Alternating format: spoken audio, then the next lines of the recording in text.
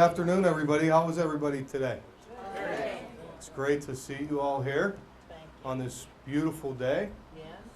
I am Judge Ron Arnone, and we are going to do a presentation today on fraud, particularly against seniors. And first, what I'd like to do is introduce a few people that are here. This, first of all, is being broadcast by BPTV, and I want to thank them for being here. And also Andy Amrei from BPTV and True Value, and Christine, the director of the library at Bethel Park. Our great mayor, Mayor Jack Allen, who supplied the ice cream from the Dairy Queen, is here. So I know that's the best part of the day. And I'll introduce this gentleman here to my right in a moment, Phil Little from the Attorney General's office. I'd like to first thank Sister Cecilia for the kind invitation for us to come and give you this presentation and on this very important subject matter. And Father Farnan just walked in. Hi, Father. How are you? Hi, Father. Thank you so much. So with that, again, I'm Judge Arnone.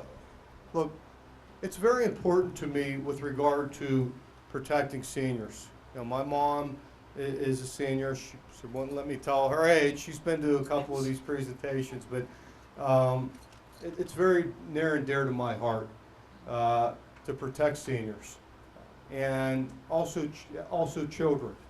I think it's important for those that need the most protection to have that interest in our hearts and minds, and certainly I do as your judge. And I can tell you, if anybody comes into my court and has victimized a senior, they certainly will feel the wrath of my court for sure. I can guarantee you that. Thank you. I've been in office a little over a year. I've heard over 4,000 cases. And I can tell you I've heard everything from summary cases in traffic all the way up to felonies, serious felonies, and homicides. Our court does a little bit of everything. We, as I said, see traffic violations, civil actions, serious criminal violations, just a whole host of things. And in addition to running my court, we as magisterial district judges also have to rotate downtown. So we have to go probably usually about 2 or 3 times a month. We go downtown Pittsburgh and sit in arraignment court, and sometimes we call it doubling out because we actually have to work our court all day and then go downtown and work there all night. So sometimes my day starts at about 8 or 8:30 in the morning and goes till about 1 o'clock in the morning. So it makes for a long day on a few days out of the month, but it's okay. I'm young and I can handle it. But I really do truly like working on behalf of the people and being a public servant. And this presentation is part of a series of outreach programs that we've done and that we'll continue to do over the course of my tenure in office. We've done everything from drug and alcohol abuse presentations for the kids in the high school and middle schools to dealing with the matters of technology and the darker side of technology, internet, cyberbullying, and stuff in that regard. We've also done things on crimes like domestic violence and helping those that have been affected by domestic violence. And of course, this presentation related to senior fraud. I think you're going to find it most interesting. This gentleman, again to my right, Phil Little with the Attorney General's office, does a great job. What we're going to do is turn it over to him in a minute. I also want you to know that we have bags with booklets in that will recap some of the things that we're going to discuss today, so that you won't, some of the stuff you take in, you're going to be like, it's a little overwhelming. Well, we have identity theft booklets and consumer protection booklets that will be yours to take back and read over and sort of update some of the things we've gone over. And of course, the great ice cream from our mayor that you'll have after the presentation as well. So make sure you get a bag full of information and some ice cream. And with that, I'm going to turn it over to Phil Little and we're going to discuss some really serious, interesting, and informing information about fraud and as it relates to you as seniors. So Phil Little, by the way, I spent over a decade in the Attorney General's office and had the occasion to work in the Public Protection Division for a little while. I was primarily in the Criminal Division, and Phil is in the Consumer Protection, Public Protection Division now, and he does a great job, and I know because we've done a lot of presentations together, as well as I know what the Attorney General's office does as it relates to protecting those the most vulnerable in our society. So with that, Phil Little, go get him, Tiger. Good. Again, my name's Phil Little. I'm the Education and Outreach Specialist with the Pennsylvania Office of Attorney General. And on behalf of the office and our Attorney General, Kathleen Kane, I'd like to thank you guys for coming out here because honestly, this is the first steps that you can take to protect yourselves against identity theft and scams. And when we think about those two things, they go hand in hand. And it seems that the senior population is the target population that these scammers and these identity thieves are going after. So what we're going to do today is identify what identity theft is, some tips and tricks that we can do to keep ourselves protected from them. And I want to say that these tips and tricks that we're going to talk about, when we talk about them, I call them one of those, why didn't I think of those moments, where it's something very simple that you can do. But that simple little act is the difference between becoming a victim and not becoming a victim. So it's everyday things that we all don't think of that we can put in our everyday lives, incorporate it, and lower our chances of becoming victims. Then what we're going to do is look at what's the most popular thing that's out there is scams. We're going to unpack what some of these scams look like, sound like. I'll act them out for you, and we're going to spot the red flags throughout them, just so that I can give you an idea of what we're going to do today. So today's goal is by the time you leave here, say you get a letter in the mail saying you've just won $1 million from the Jamaican lottery, you know that that's a scam, and you're going to be able to spot the red flags within it. So let's go ahead and get started here. The first thing we want to talk about here is, what is identity theft? We need to identify and define what it is before we can go any further. So simply what identity theft is when someone uses our personal information to commit fraud in our name. So to give you an idea of what these identity thieves are trying to do, they're trying to camouflage themselves to look like us on paper. Say I was an identity thief and I were to steal the judge's social security number. Not that I would, but him and I physically don't look anything alike. But if I get his social security number, on paper I look just like him. And I'd try to commit fraud, typically for monetary gain, and he would be stuck with the charges, right? And that's what they're trying to do. They're trying to camouflage themselves to look like us on paper, whether it's opening up bank loans or credit cards, things of that nature. And they're trying to pretend to be us and commit fraud in our name. One of the things I want to talk about here is I call it the invasion of the identity snatchers. And those people that are coming after us are those identity snatchers. And when we think of identity theft, we typically think of two numbers that we need to keep near and dear. But the idea here is that it's not just those two numbers, but any number that identifies you and you alone in a group of numbers is something that you're going to want to keep close. So let's talk about the two big numbers we all know. Does anyone want to name one of the numbers that we know we don't share with anyone? I already mentioned it. Social Security, absolutely. And you can see an example of a Social Security number right here.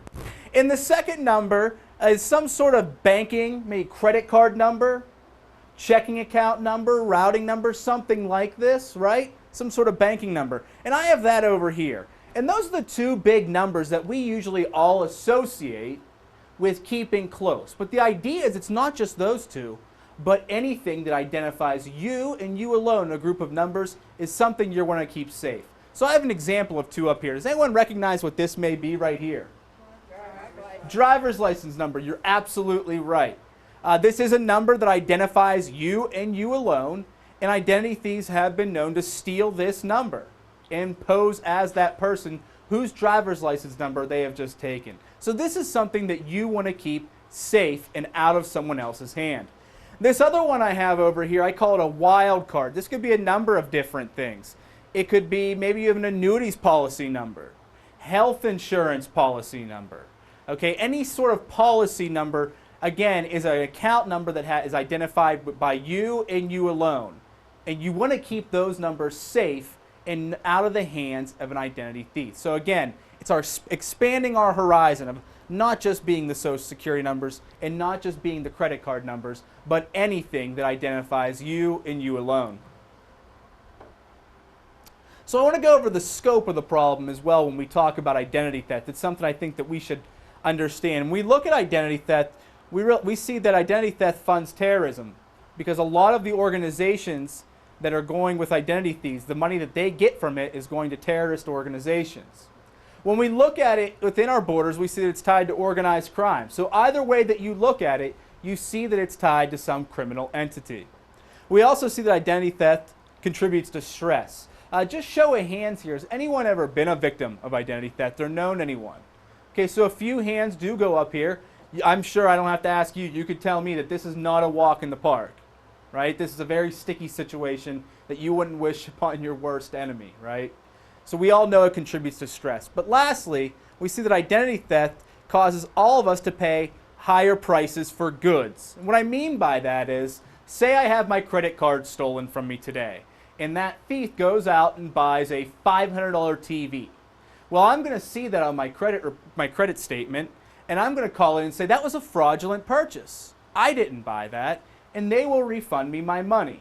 But now that credit card company is going to have to get their money back because they're out $500. Well, they're going to go after the store that sold that TV. So now the store is out $500, right? And they need to get their money back. Well, how they do that is by raising the price of goods to offset all the fraudulent purchases in their store. So that same $500 TV, maybe a year down the road, may cost $550. So we owe it to each other to not become victims of identity theft, to keep the price of goods down. This part right here, I want to turn it over to you guys so we can get a good understanding of how big of a problem identity theft is. And the first question I have for you here is, in the year 2013, how many people do you think became a victim of identity theft in the United States alone? Couple thousand? Okay. It's a lot more than that, actually. When we look at the number, it's actually 13.1 million people. To give you an idea, the population of the Commonwealth of Pennsylvania is roughly 12.7 million people. So 500,000, 400,000 more people than the entire population of Pennsylvania. Here's the thing, though. This is an underreported number. What I mean by this is that this statistic that we go off of here is only the people that are coming forward to law enforcement saying they were a victim. A lot of people don't come forward because they feel that they're embarrassed in the situation. And I'm here to tell you that there's no shame in being a victim. If you are a victim, please contact your local authorities. Please contact our office so that we can help you in those situations. The next question I want to ask you here is, how much do you think the approximate one-year total cost combating identity theft has cost us in the year 2013? Too much is a good answer, but when we're looking at the figure itself, we're actually seeing around $18 billion. So you can see this is an awful lot of money. It's an awful lot of money. Next question I want to ask you here is, how many hours do you think are spent by victims to resolve an identity theft case? Now, this is on average. This is on average. Does anyone have a guess here? Well, on average, we're seeing about a full work week, 40 plus hours. Now, this is 40 hours of you being on the phone, writing emails, writing letters, sweating, saying, when is this going to stop? It's 40 plus uncomfortable hours. If these statistics aren't heartbreaking enough, I find this last one to be the most. And we see over half of all identity theft cases are perpetrated by a certain group of people. Does anyone know who these people are? Crooks. They are crooks. Anyone else? All right, how about this? Think close to home. What'd you say, Father? Family. You're absolutely right. Family. friends, relatives. Perhaps you have an in-home service provider that comes into your house. And this statistic right here relates directly to one of two reasons why identity thieves seem to target seniors. The first reason is that all identity thieves seem to believe that all seniors have this nest egg at home, right? That they've worked all their lives for. Some giant lump sum of money. And I can hear by you laughing, thinking, yeah, right. But they believe that, and they target it through scams and identity theft. The second reason relates directly to this right here, is that you all grew up in a time where, when you grew up, no one locked their doors in your street. Everyone knew everyone on that street, and everyone had everyone's back. Unfortunately, days like that have gone by. And back then, we all trusted everyone. Now, this is the no fault of people of your generation, but the senior population seems to put more trust into people this day of age as they did back then. And unfortunately, people have ulterior motives and take advantage of that trust that you put in people. Now, I'm not here to tell you that you should never trust anyone, but I'm here to tell you that we simply shouldn't give out our trust. We should make people earn it. Use those gut instincts that we all have, because 99.9% of the time, they're right, aren't they? Use those gut instincts that you have. Speaking of that, I want to talk about a case right here, and we look at my friends here, Ed and Jocelyn. And when you look at them, you wouldn't think anything of them. You wouldn't think they'd be involved in anything with identity theft or scams. They look very unassuming. I'd like to think they're probably in some honeymoon in the Caribbean there.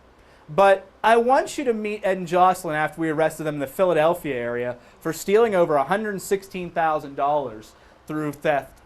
And basically what they did was they befriended people that lived in their community. And it got to the point where people trusted them, where they were letting Ed and Jocelyn into their house. And if they were to leave for the weekend, maybe they gave Ed and Jocelyn the keys to their house because they would collect the mail, walk the dog, water the plants. They took care of all those day-to-day things so the people that left for the weekend on vacation could have a good time. But in reality, what they were doing is stealing. You could see an awful lot of money there, 6 figures. They basically went on a worldwide traveling and shopping spree. So again, we need to use those gut instincts that we have and make people earn our trust. So let's talk real quick about how our information is obtained, and it's usually through one of 3 ways. Our first one here is carelessness. And what I mean by this is we allow ourselves to be an easy target. The number one thing I can tell you to do is how you can not fall in this category, combat falling into this category, is shredding your mail. Anyone here shred their mail? That's great. A lot of hands go up, so I don't have to tell a lot of people in here. But anything that has personal information on it, please shred your mail. Our second category we see here is through theft. Now this is the physical pickpocketing or the purse snatching. This is where I want to take a quick survey here. Show of hands, does anyone have a department store credit card? Meaning it's only for that department store, right? Show of hands. Now keep your hands up. How many of you have them on you right now, carry them on your purse or wallet? Okay, how many of you that have your hands up still plan on using it today? So no one's hands are up. Now there's a point that I'm trying to make here, is that far too often we carry everything on us all at once. Every credit card that we own, our Social Security card. And if our purse or wallet were taken, what would we do? We're in hot water very quick, as you can see. So my word of advice here is that we should only carry on us what we need that day. Minimize our risk here. So any of those department store credit cards that you aren't using, keep it home in a safe, secure place. And if you need to use it, you can get it out of there, right? I'm just like any of you guys. I have one of those department store credit cards, but I don't use it every day. I keep it at home in a safe, secure place. But I know if I need to make a purchase, I'll go and grab it, make that purchase, and then put it back in its safe, secure place. And I encourage you to do the same thing. Again, it's only about carrying on us what we need that day. Also, what I would encourage you guys to do is have a document at home that lists every credit card that you have, the credit card numbers, the expiration date, and on the back of every credit card is a phone number. Okay? the reason I tell you to have this is in case your purse or wallet are stolen, now you have a reference point at home to go back on and contact those credit card companies to have them cancel those cards if they were stolen. Now I'm going to let you know a little secret. You don't want to put that piece of paper on the fridge for everyone to see, okay? You're going to want to put that in a safe, secure place as well. Now our last category we have here is trickery, or our scams, okay? And that's where we're going to get deep into it. Before we do that, I just want to talk about an electronic device that's used to steal our identities. And these are all different examples of skimming devices. How many of you are using an ATM machine? Anyone here? Okay, just about every hand goes up. And this right here is an example of an ATM skimmer. This with the hands holding, this gray box is the skimmer itself, and it goes over top of where the slot for the card goes in. You would put your card in that slot, it would go through the skimmer, which would read the magnetic strip on your card. And the second part of the skimmer is typically a pin pad that sits over top of the original pin pad. So when you type in your ATM card number, it records that as well. You don't even realize that you've been taken until days later, until that thief comes by, takes the machine off, and runs all the numbers that every card went through there for that day. Little piece of advice, if you're going to use an ATM, you're going to want to avoid using an ATM that's in a low traffic area where not a lot of people are coming past, or in a low lit area. That's where identity thieves are going to target, because they need to minimize their risk of being caught. So they're going to try to pick an ATM that's in the back of a store, that not a lot of people are around. Okay, as well, when you go to use that ATM, give this part right here a wiggle. Give it a wiggle. The real ones are in there nice and firm. Those skimmers, they can come off, right? Give it a wiggle. Make sure it's the real thing. And of course, if you don't feel good about using the machine, by all means, do not use it, and contact that bank manager or whoever operates that ATM within that store or that supermarket perhaps. So now I want to get into what the bulk of everything is here, our scams. And you're going to hear me talk about all different types of scams. And I want to preface two things, is that number one, these scams may all sound different, but the bones of them are always the same, meaning that they want to draw some personal piece of information out of us that they can use later on. Also, all these scams, they work off of our emotions. Okay, they work off of getting us into a heightened sense that we give out this personal information that we normally wouldn't do. Okay, and I want to talk first thing about the scams of the season. There's always some sort of seasonal scam that's going on, and the biggest one that's going on right now is home improvement scams and the tax scams, the IRS tax scams. A lot of you are probably aware of the IRS tax scam that's going on. I've seen it be in the news where they'll contact you and tell you that you owe money, and if you don't pay them, they will arrest you. I am here to tell you, if you get that phone call, just hang up and do not reply to them. The IRS will never call you. They will send out a letter like they always have and always will. Okay, so that is a scam. Our home improvement scams are, be aware of the traveling people that are going door to door. And if you want to tell your friends and family this as well, this is good. They will travel door to door and offer fabulous deals for anything from roofing to tree service to lawn care at a super low rate. And they're going to ask you for money up front for half of the payment. And chances are they probably won't show up the next day for the work to be done. So again, those are some of the seasonal scams that we see. But let's go ahead and get into some of the other scams we have here. Our first one here is our charitable contribution scam. Does anyone here donate to charities?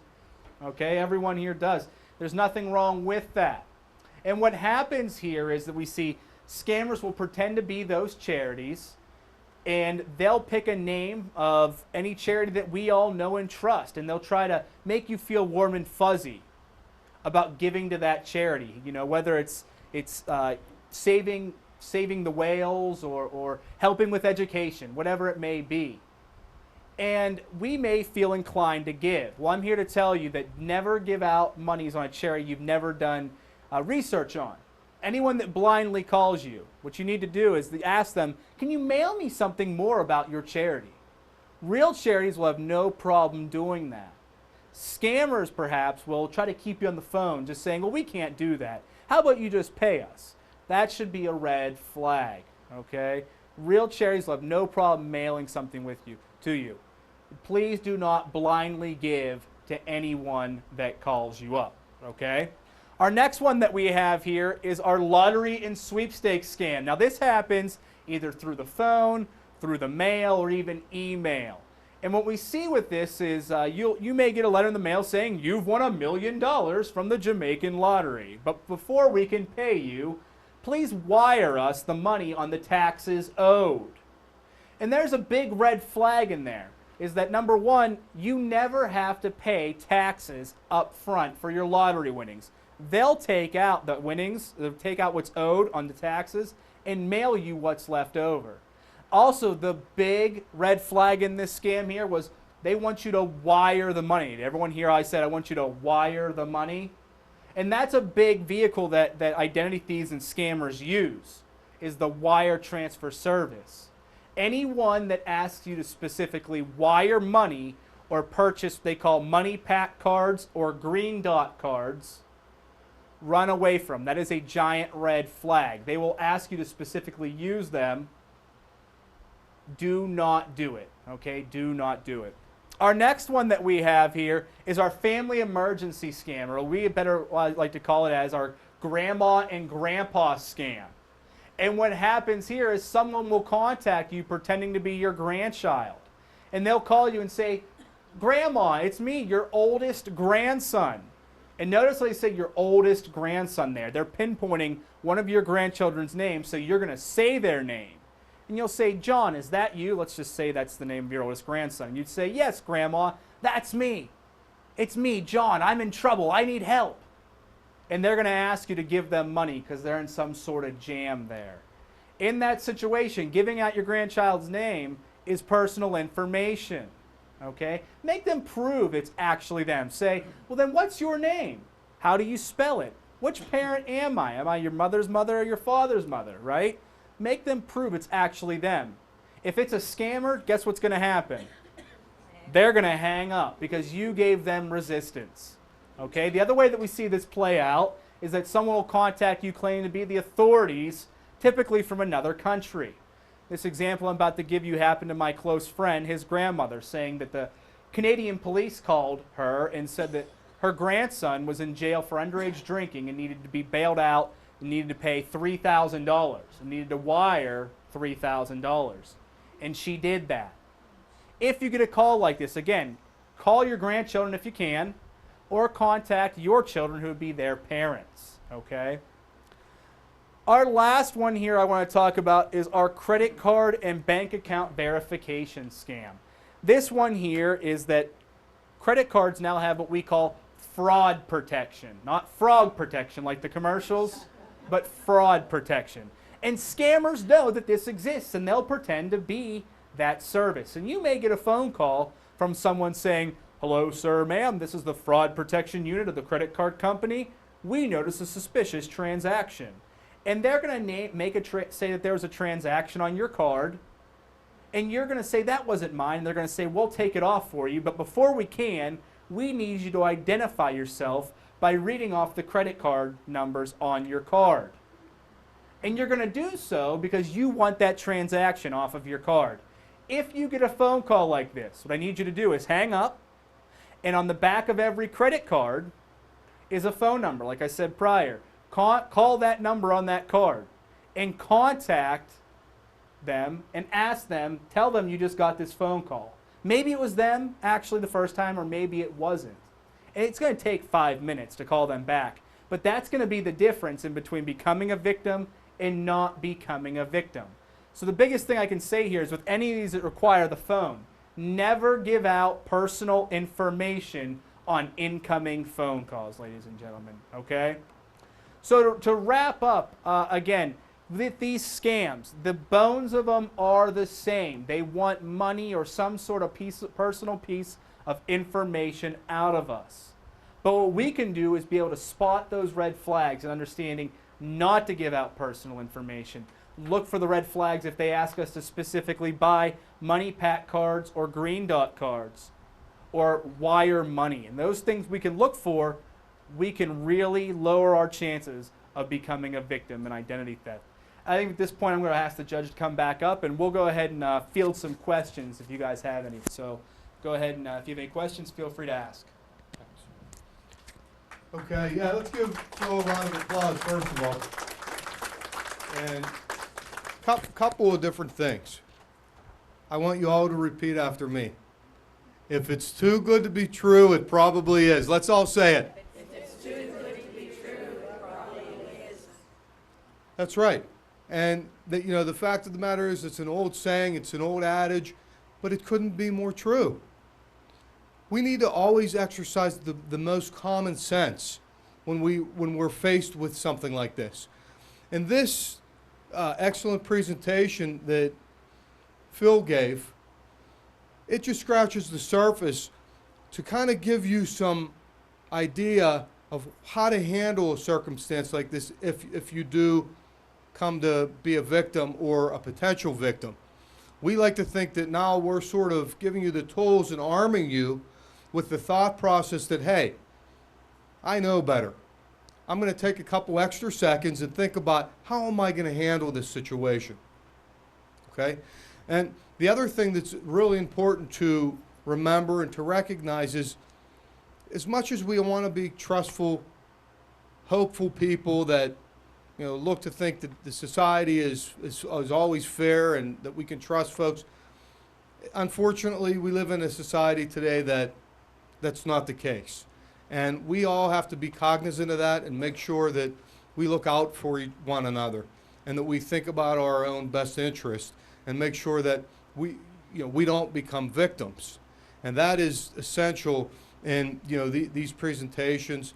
If you are a victim, you definitely want to contact the Attorney General's office. They're the foremost expert in investigating these matters. And certainly, we'll do whatever we can to help you out in that end. This is kind of my favorite part because I know we did cover a lot. And, what we'd like to do now is, I'm sure you've been thinking about some questions or some things that you might have on your mind or something that might have happened. I'd like for you to, if you have a question, just raise your hand and we'll do our best to try to address it. So, yes. I keep getting phone calls from, they say, we're Microsoft and we know that there's something wrong with your computer. Now, I know that's a scam, but it's always a different number from all over the country. Most of the time, I don't even answer it. But is there any way to report the number, sort of now? Yes. It's always different, though. All right, so you have a number of good questions there. One, she had asked that she's been getting calls from somebody purporting that they're a Microsoft representative and that, she gets these calls periodically and there are different phone numbers. Well, that's one of the ways scammers are able to telemarket and scam. They can say that their number is coming from a certain place or a certain number, and they can disguise the number. It could be coming from Asia or from India, but it looks like it's coming from Pittsburgh. So numbers can be disguised. Don't ever believe what's on your caller ID, because there's a technical way for those scammers to do that. Secondly, you're doing some of the right things. A, by ignoring them. B, you can certainly take those phone numbers down and contact the Attorney General's office, and we can they can investigate that matter.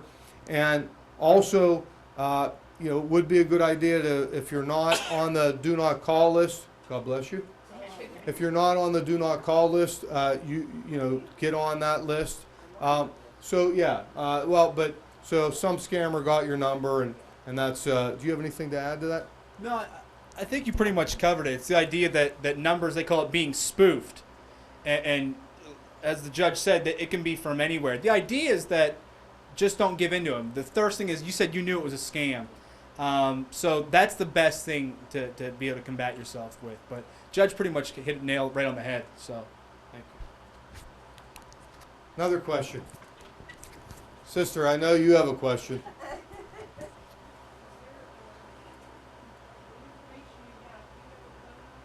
Yes, absolutely. The information that we're going to be passing out has all kind of contact phone numbers and information with regard to reporting scams.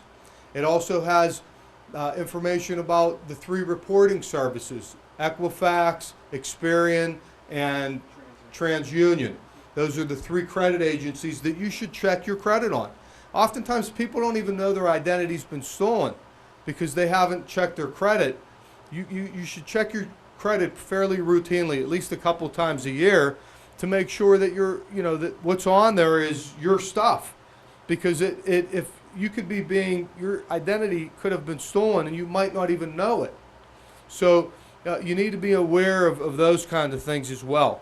But anybody else have any other kind of questions, whether it relates to the courts or it relates to identity theft or scams or whatever? Her and then you, okay? Go ahead. I have a question with, most of your credit cards require your signature in the back. And if you put check ID beside it, I know some credit card companies will not let you use the card unless it's signed. But if you put check ID next to it, isn't that another layer of protection? That's a great question. What she asked is, if you have a credit card and you write on it instead of signing it, check ID, check photo ID. Well, some companies require you to sign it. Correct. Right. I do that on some of mine. Actually, what I do in some of them is I don't even sign my credit card. I make them check my ID because that's what I want them to do. Now, you're right. Some of them say, well, in order to use that card, you have to. But you're taking that extra step. You're thinking about what ways you can protect yourself. And that's exactly what you want to be doing.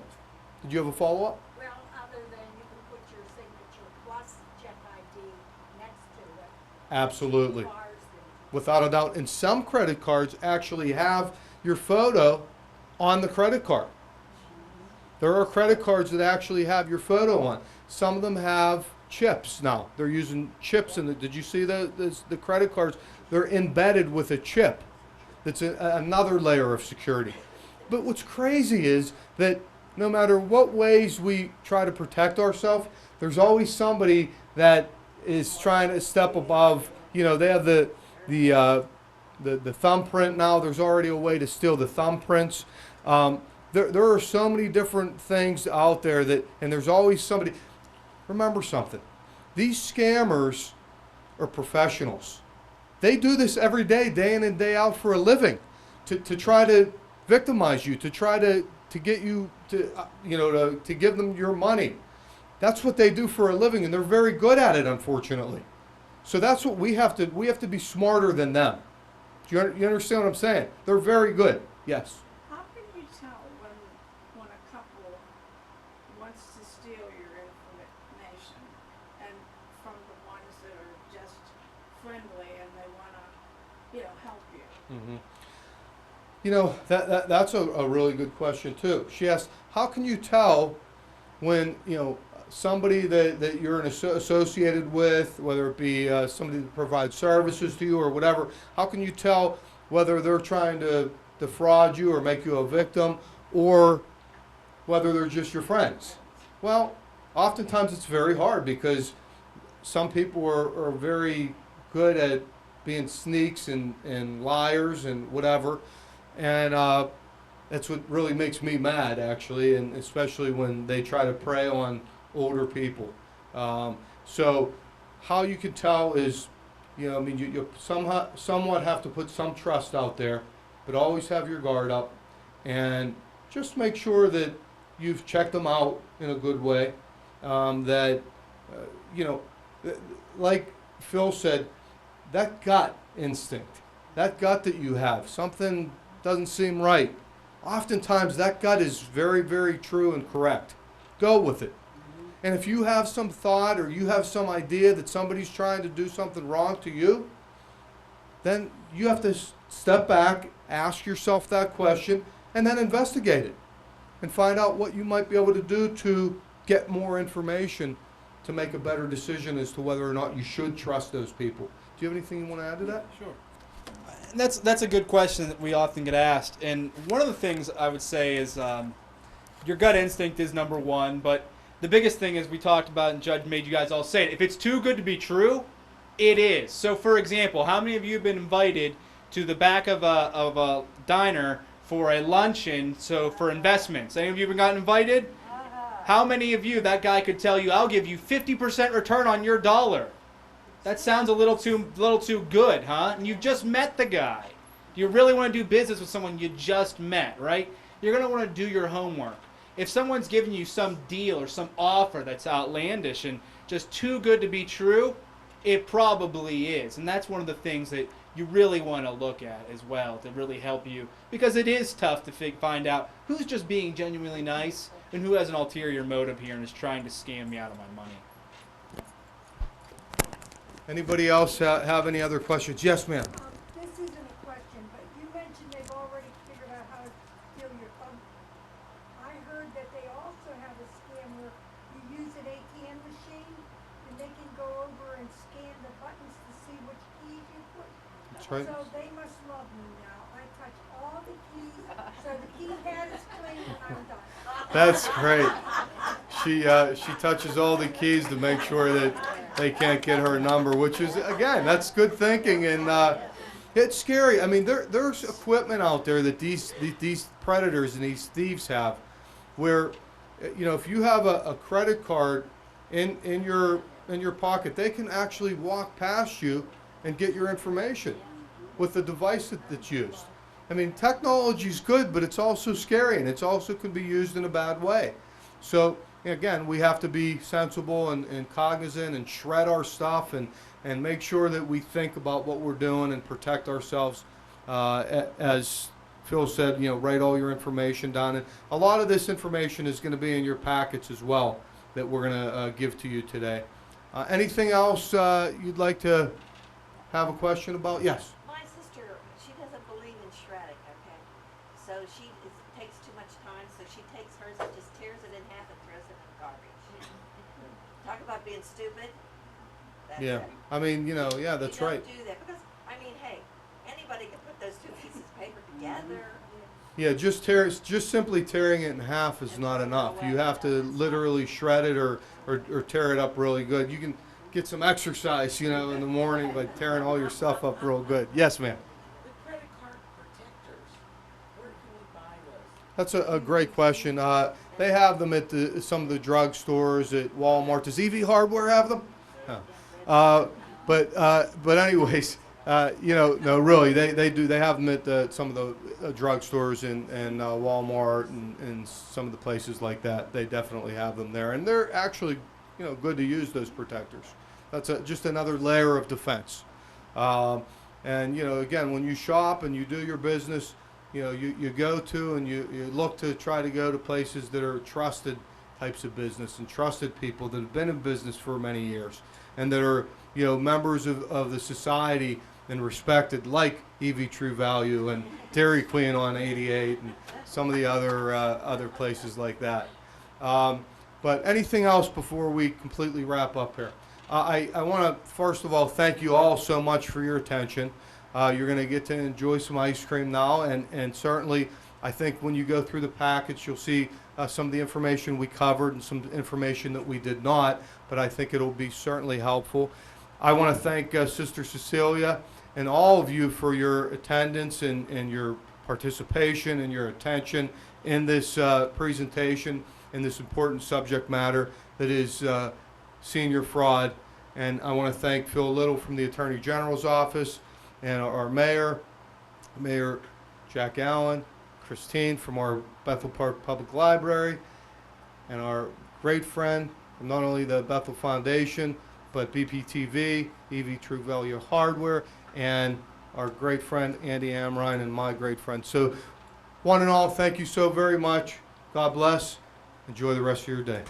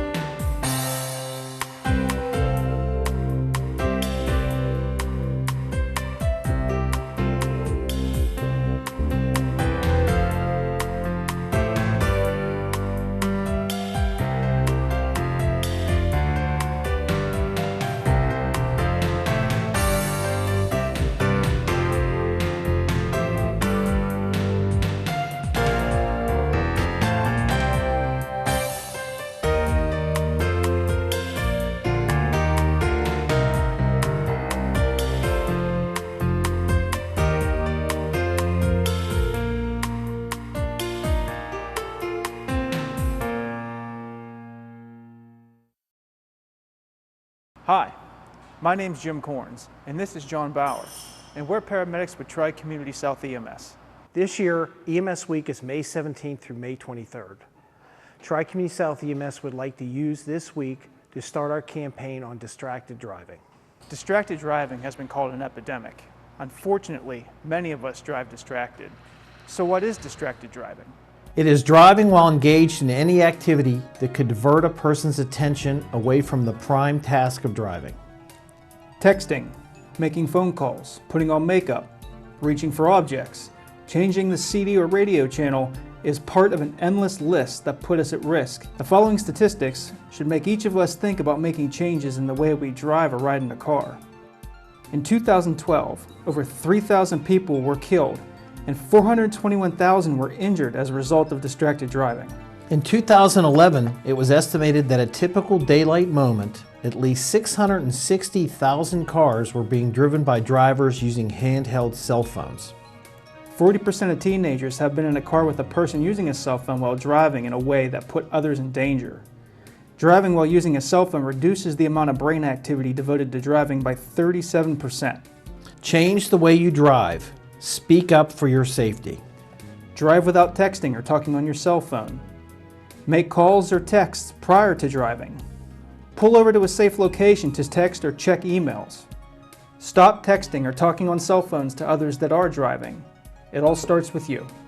In honor of EMS Week, Tri-Community South would like to thank and recognize our staff for the work they do in keeping our community safe. For more information on Tri-Community South EMS, our CPR classes, or our Speakers Bureau, visit tcsems.org.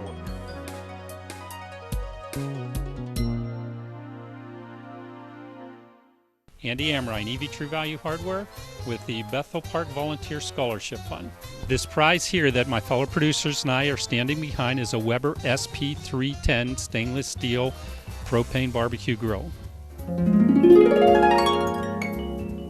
We have the greatest stainless steel Weber grill in history. Come buy these $1 tickets right now. These tickets are available now at multiple Bethel Park locations. Tickets are available every day, 7 days a week at EV True Value Hardware. Here at the front desk at the library. Tickets are also available at BPTV's offices during regular office hours. If the lights are on, come on in. We're friendly, we promise. We'll sell you tickets. Who's doing that? You heard the locations. I am a location. Come and see me or out in the streets. On my show, you get the talking machine going with buying $1 tickets everywhere. Mayor Allen will pull the winning ticket during the regular council meeting on Monday, June 8th, live on BPTV. Thank you for supporting the Bethel Park Volunteer Scholarship Fund. Buy your tickets today. Or else.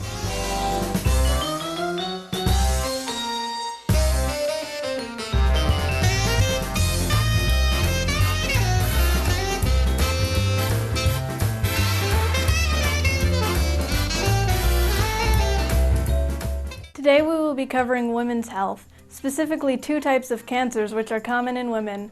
The first cancer is breast cancer. 1 in 8 women will be diagnosed with breast cancer in their lifetime. Symptoms of breast cancer include lumps in the breast and swelling in the armpit, change in shape or size in the breast, dimpling or puckering of the skin, nipple discharge that starts suddenly, or new pain in one spot that doesn't go away. Gender, aging, race, genetic risk factors, family history, and previous chest radiations are all risk factors for breast cancer. Though there is no foolproof method for preventing breast cancer, getting regular physical activity, limiting your calories, and limiting your alcohol intake can all help with prevention. Women should perform a monthly self-breast exams and get annual breast exams by a doctor. The best screening tool available is a mammogram. Women aged 40 and older should have a mammogram each year. If you find a lump or believe you're at risk, contact a doctor. The other cancer we will mention is ovarian cancer. It is the leading cause of death out of all the gynecologic cancers. Symptoms of ovarian cancer are abdominal pressure, bloating, swelling, pelvic or abdominal discomfort, persistent indigestion, constipation, loss of appetite, lack of energy, and lower back pain. Age, obesity, fertility drugs, androgens, estrogen therapy, hormone therapy, and talcum powder are all risk factors for ovarian cancer. Ovarian cancer can be hereditary.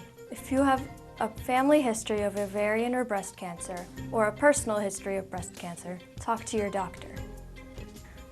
You can prevent ovarian cancer by using oral contraceptives, gynecologic surgery, genetic counseling, and tubal ligation. Ovarian cancer is difficult to detect until you reach the later stages, making it a very dangerous cancer. If you experience any of these symptoms, contact your doctor immediately. For more information on either cancer, visit www.cancer.org. Falling in the home is very common and is dangerous. Luckily, it's very preventable. Many health problems increase the chance of falling in the home. Talk to your doctor about possible health problems that could increase your risk of falling. Wearing the right shoes can go a long way in fall protection. Wear properly fitting, sturdy shoes with non-skid soles. Avoid wearing high heels, flimsy slippers, and shoes with slick soles. Staying physically active can also decrease the chance of falling. With a doctor's okay, consider activities that improve strength, balance, and coordination.